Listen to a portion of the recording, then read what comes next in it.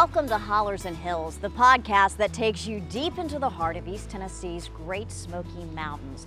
The tourism hub welcomes millions of visitors a year, but it's also home to generations rooted in its Hollers and Hills.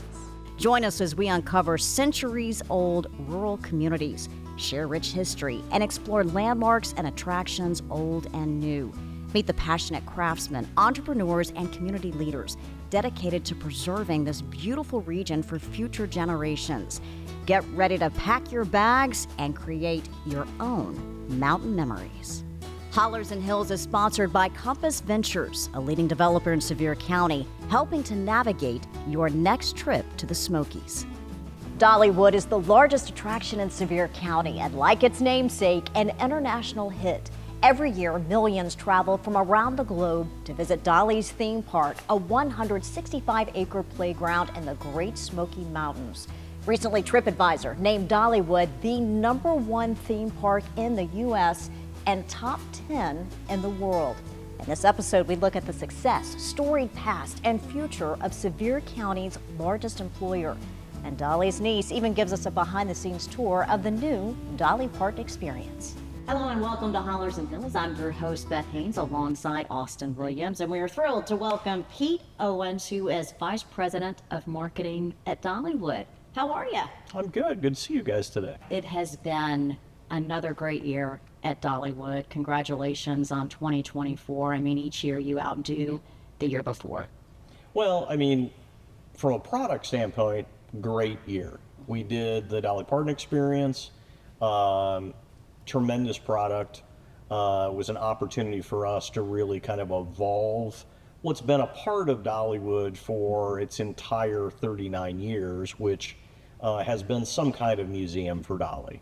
I want to talk more about the current attractions in a moment, but we've got to talk about the history of Dollywood. It is a powerhouse theme park today, but it wasn't always. And dates back 60 years. I know, Austin, I'm older than you. I remember coming to Silver Dollar City as a kid, and the train, but it dates back even before that.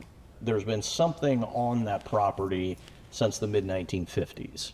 So the Robbins brothers that built Tweetsie Railroad purchased the property, went in, they laid the rails for the train experience, and they opened Rebel Railroad in 1960. And it was really a traditional kind of Southern experience. And it was a train, the same exact train layout. We haven't changed anything in however many years that is. But the experience on the train has changed. And actually the train cars have changed, but the engines really haven't. They had a single engine. It's a narrow gauge.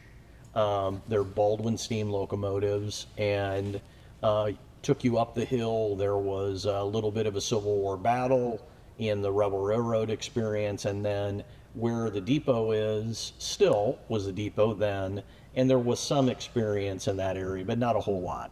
And then Art Modell bought the property from the Robbins brothers. You might know Art Modell is the owner of the Cleveland Browns and then the Baltimore Ravens. He wanted a train. And so he bought himself a railroad and converted Rebel Railroad into Gold Rush Junction.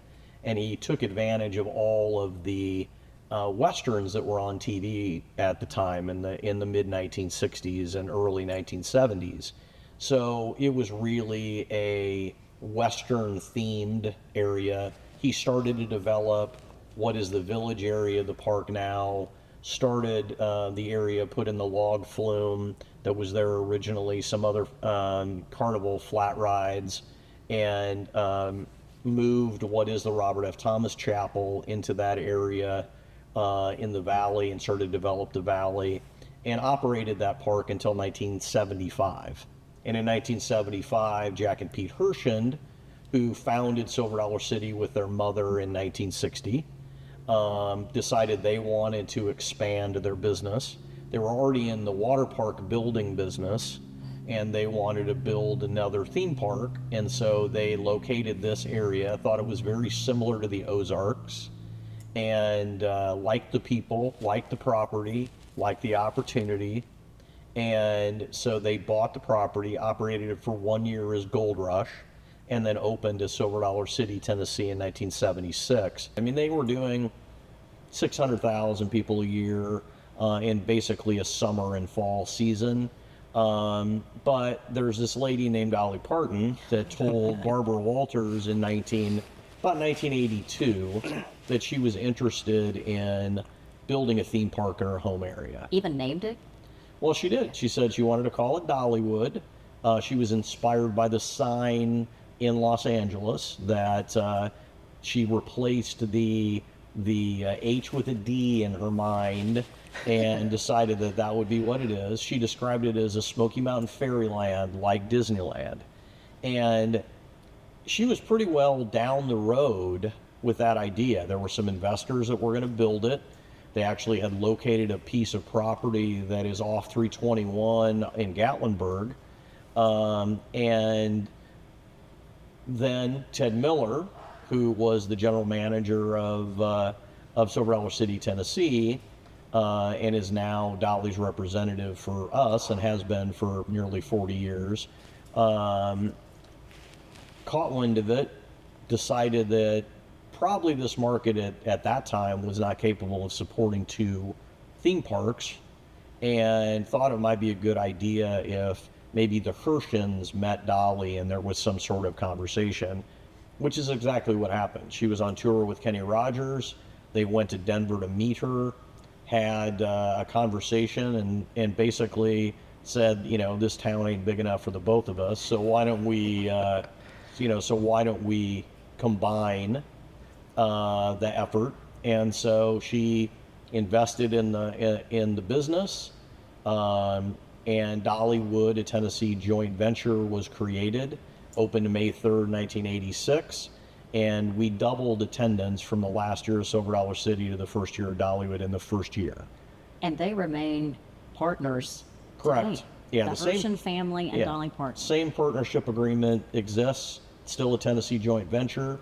And where Dolly is the marketing and creative partner and the Herschens are the operating partner. So the way I'd like to describe it to people that are really unfamiliar with it is the Herschens do all of the stuff that's related to business. Keep the hot stuff hot, the cold stuff cold, everybody paid. Works on, the theme park stuff, the ride stuff, all of that stuff. But when it comes to the creative of what are we going to do, what's the story behind it, how does all of that work, or what's the aesthetic, or what's the history of it, or how can we tie this in, she's involved in all of those conversations.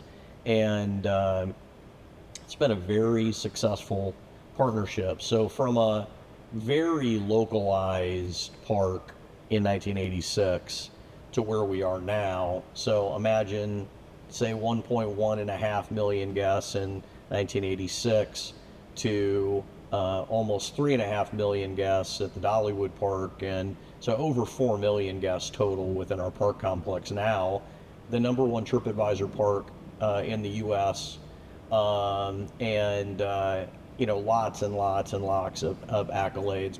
We won the Golden Ticket last year's Best Park of the World, Best Entertainment Park, all of those things. I've got the whole list here: National Geographic, Forbes, Southern Living. Absolutely. I mean, every award out there basically.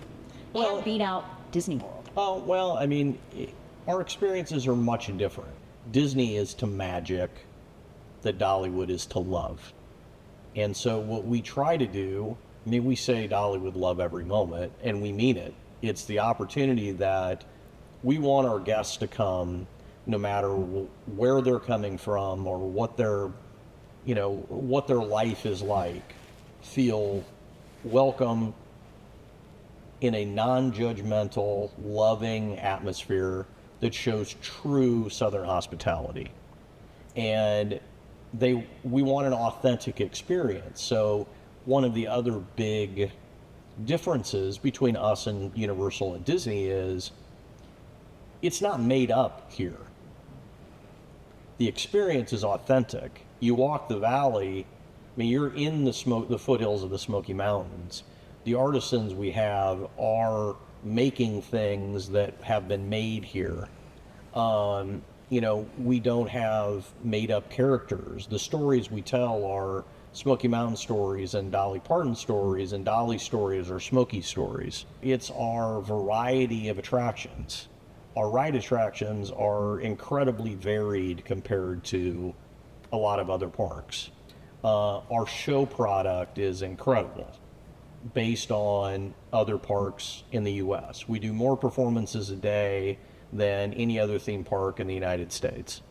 The music you hear is much of it from the mountains, bluegrass, country, old-time rock and roll.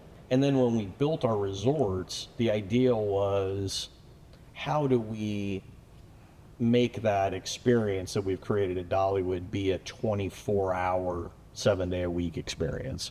And we've been trying to pick our spots to be able to do that. And so it's much more planful than it ever has been. How much is still undeveloped? We have hundreds of acres. So for, 20 years of park operation, the park was up and back, right? So it was kind of a inverted T.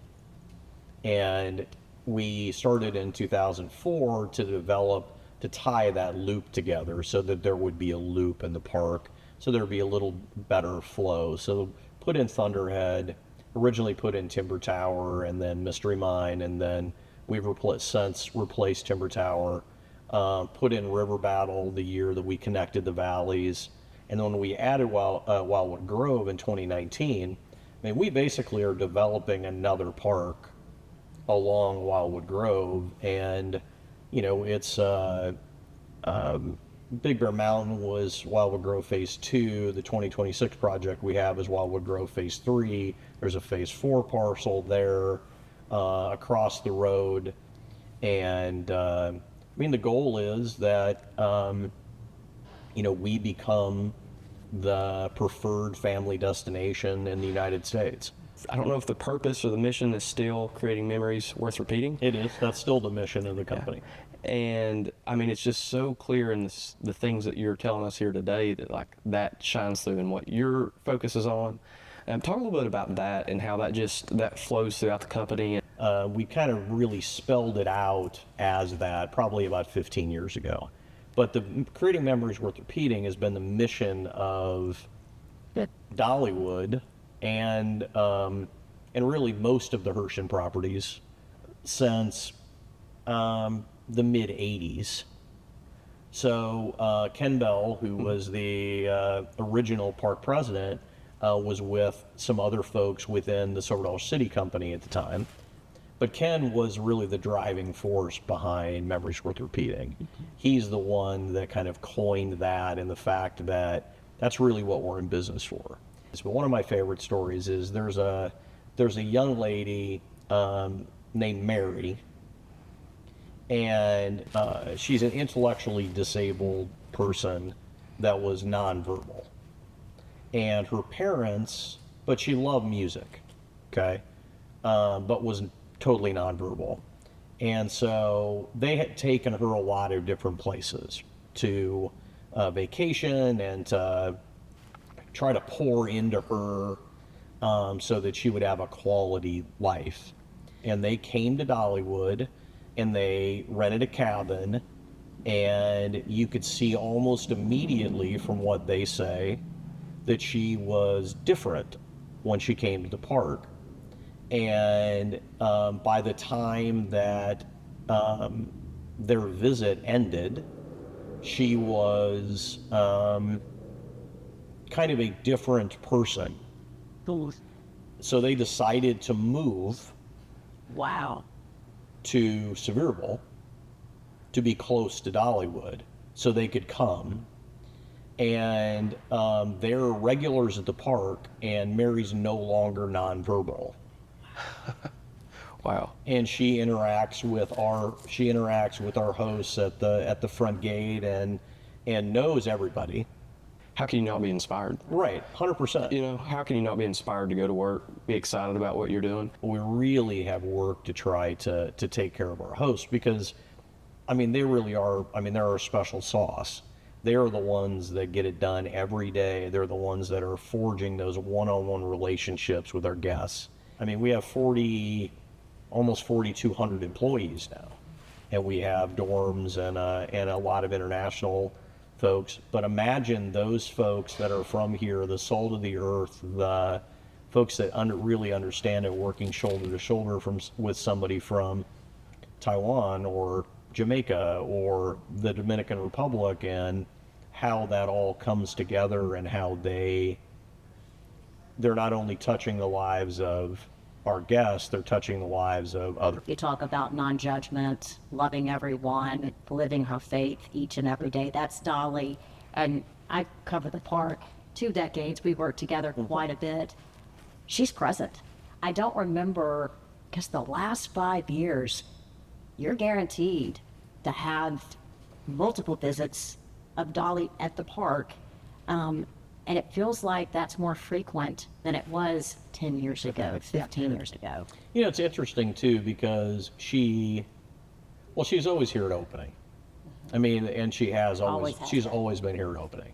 But it really depends on what she's doing, what's going on with other parts of her work. But the busier she's become, the more important it's been for her to come back to the park. And Seems to be priority for her. It has really become that way. There are folks that are coming from all over the country, and they're coming and they're staying with us. They're staying in the hotels locally. If they're not staying with us, they're going to other attractions. They're eating in the market. So, you know, the fact that we've been able to grow our business, I think, has also benefited the community a great deal, which goes back to what her original mission was of even wanting to do it.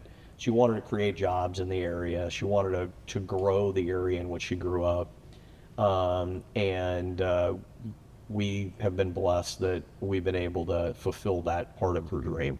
Speaking of the Dolly Parton Experience, the new attraction for Dollywood in 2024, I've visited its behind-the-scenes exhibit with Steve Summers, who's creative director for Dolly Parton Enterprises. He's basically Dolly's right hand. We had a museum here for many, many years called Chasing Rainbows that I worked on. And, museums go in a cycle of about 5 to 10 years before they revamp it. And that one went for 22 years. A long run. It was a little bit long. And so when they decided to revamp it, they said, well, let's go for it. Let's really do something big. And so they took one museum and turned it into 3 different exhibits now. So it is vast. There's a whole experience section, there's a clothing section, and then there's a family-based section. And each one of them is amazing. Yeah. And, watching Dolly watch them and squeal and, again, pieces of her life that she's watching. It's just emotional. I think the guests here at Dollywood are going to love it. You talk about that emotional connection. Mm-hmm. You can't help but feel Yeah. like Dolly is in this room. Yeah. Yeah. Beautifully done, too. The whole team here at Dollywood, Cindy McCormick, Amy Owenby, who put all this together, it's really overwhelming. People look through all these displays and they think about the different projects that went through it, but to me this has just been my life. I've spent almost my entire adult life with Dolly. I started working for her companies when I was 26 years old. And so it's been quite a journey for me, and I see bits and pieces in everything, so it's fascinating. Is there a dress, a fabric, a shoe, a wig that is your favorite? No, there's not, because I'm always thinking about the one that I'm doing next. Okay. If you churn out 300 outfits a year, you're talking about there's one in production every day. Every day. Uh-huh. So that's a lot of thinking, and so I'm not one of those people who looks back. I don't have time to look back. I'm trying to get us where we're going next. I don't think you sleep. Yeah, well, no, I'm a pretty good sleeper. But you can't look back. You have to keep going forward and figure out where, because Dolly's driving this train, and we're just shoveling coal as fast as we can go to keep the engine running so we can get where she wants to go. Was there one thing that you said that we have to include this in the Dolly Parton Experience? No. Okay. No, because every outfit is just as important. You know, if I look at things and I go, this is the most important thing we're going to do this year, then that means 299 of them aren't. Right. And I don't look at it like that. I really look at it like everything we do is the most important outfit for the day. Which is also how Dolly sees her fans. You know, whoever she's talking to is the most important person in that world at that moment. And I look at this the same way. Yeah. You guys are a great duo. How long have you all worked together? Well, I started working for her on May 6th of 1991 is when I started working here. And been with her ever since. You were a performer? I was a singer-dancer here for 10 years, and then I was the entertainment manager for 5 years. And then I left and went to Nashville and worked just with her. Anything branding with Dolly, any big project, you are a part of every single thing she does, right? Anything that has to do with the branding of anything. So I don't design all the clothes. I mean, sometimes I hire other designers to do things. It depends on what we're up to. I do design a lot of them, about 300 a year outfits. So it is a lot of clothes that we produce. But there are other people that we use and still use all the time that are fantastic designers. You do a lot of her shopping, right? She's very petite. I read that you buy children's clothes often all for the her. time. You know, one of my grandkids is about the same size as Dolly now.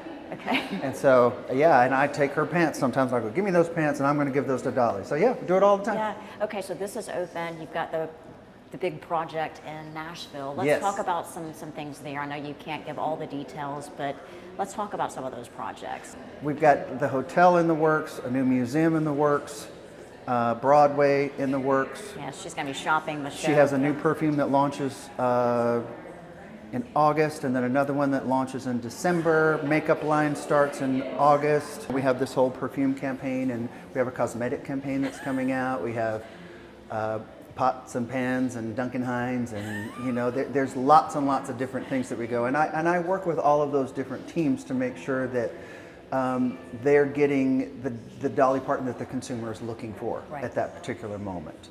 But there's a common thread that goes with all Dolly Parton and products of any kind, and that's the emotional thread. Sure. Everybody feels an emotional connection to Dolly Parton.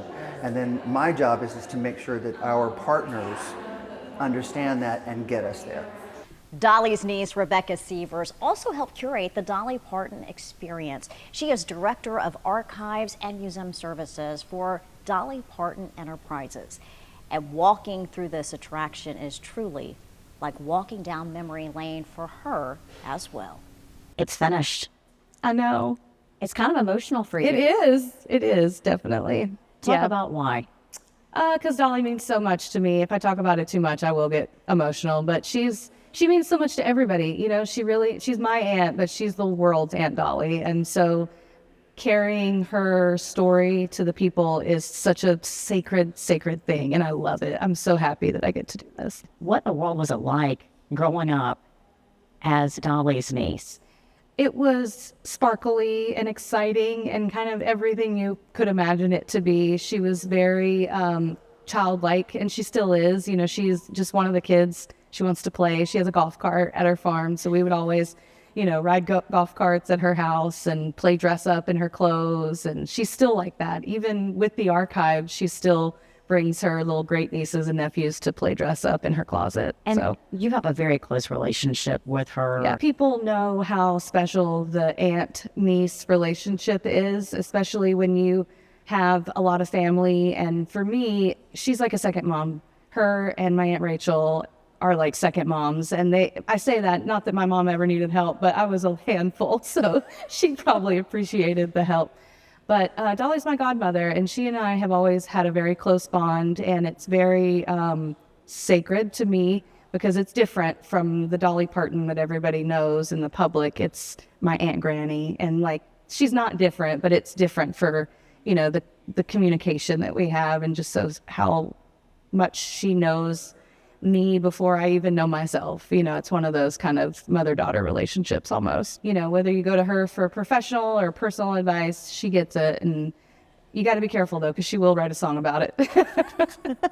What are your favorite memories with Dolly? I know she's talked about over the years making Christmas cookies and... Oh, cookie night is always some of my best and favorite memories. But I love being on the bus with her. We used to go on road trips, or I used to go on tour with her in the summer if I was out of school. And so just being on the tour bus with her and playing in the bunk beds. And we used to have tea parties with her backup singers. And so like those kinds of things were fun. And now that tour bus is on park at Dollywood, and I walk in there and it's just like all these childhood memories flood back, and it's just surreal in the weirdest kind of way. I can't imagine all the time, the effort, the artifacts that have gone into the design. How did this all begin?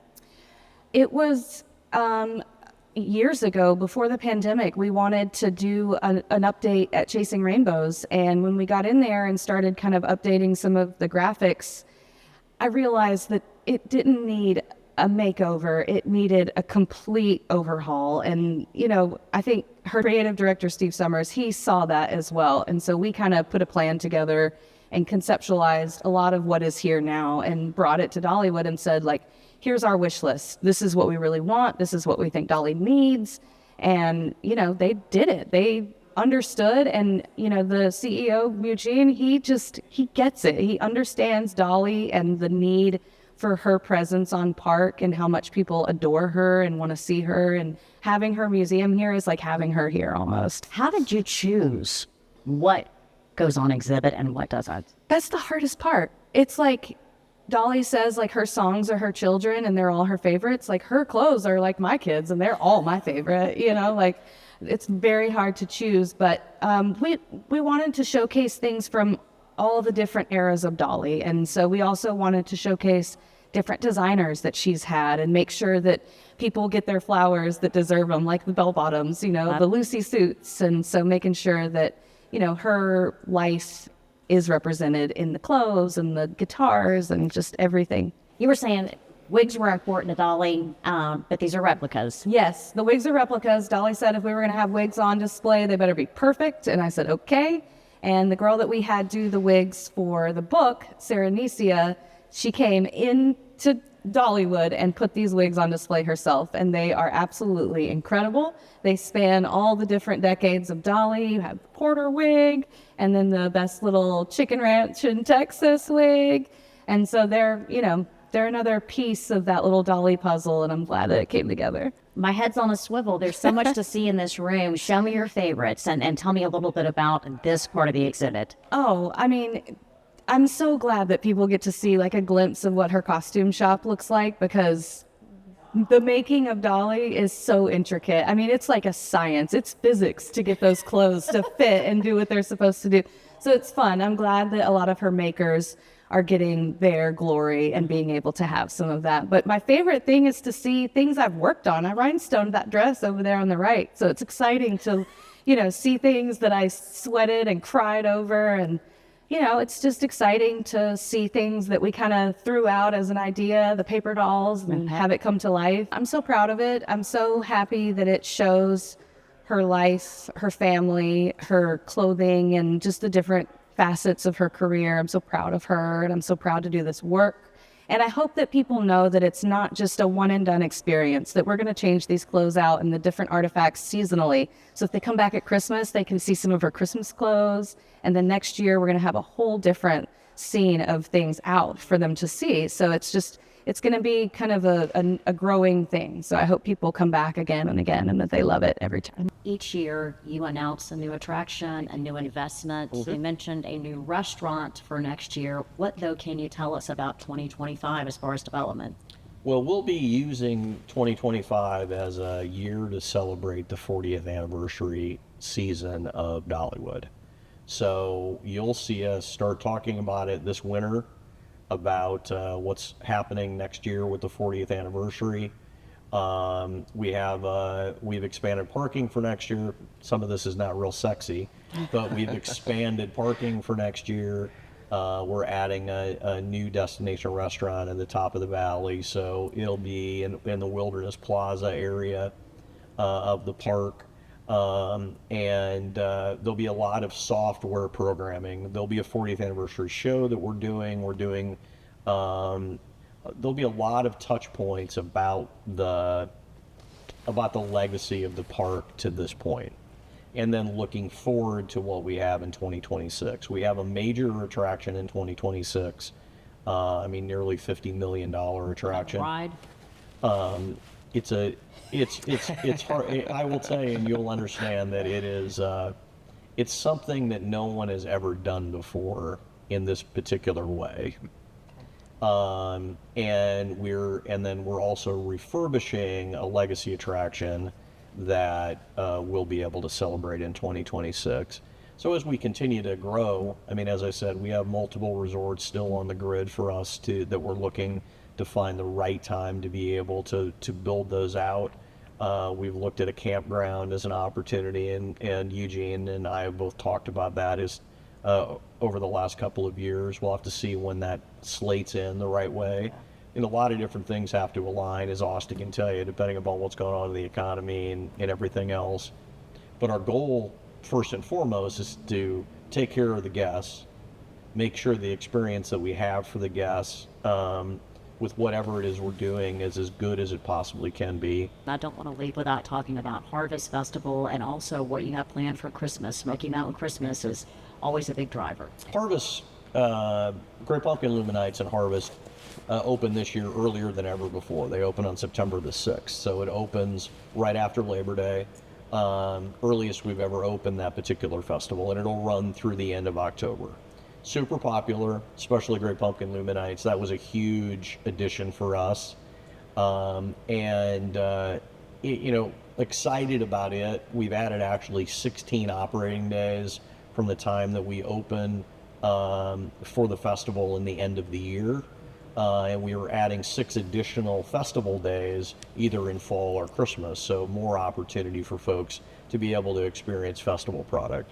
For Christmas, we're bringing back Merry and Bright, the fireworks show that we've done historically. We'll be doing it on weekends, and then the full weekend after Thanksgiving and the week between Christmas and New Year's. We're adding a new area up in Wildwood Grove that we call Snow in the Grove, it'll snow through that area, and we'll be taking advantage of the wildwood tree, and we'll leverage it and the snow and the fireworks in that area as a new opportunity in that area that we haven't done for Christmas before. But really super excited about it. There are 2 most popular festivals of the year. A busy year ahead, lots to look forward to, and pretty much guaranteed some visits from Dolly herself, being the 40th. But thanks so much for taking the time to talk to us and hear the story past and what's ahead. Definitely a Absolutely. favorite Enjoy stop it. in Pigeon Forge. Thank you, guys. This episode was shot and edited by Link Hudson. Hollers and Hills is recorded at the Pines in downtown Sevierville. We have more stories and videos on our Hollers and Hills website. Share your Smoky Mountain memory when you log on. And don't forget to like and subscribe wherever you get your podcasts, Apple, Spotify, and YouTube.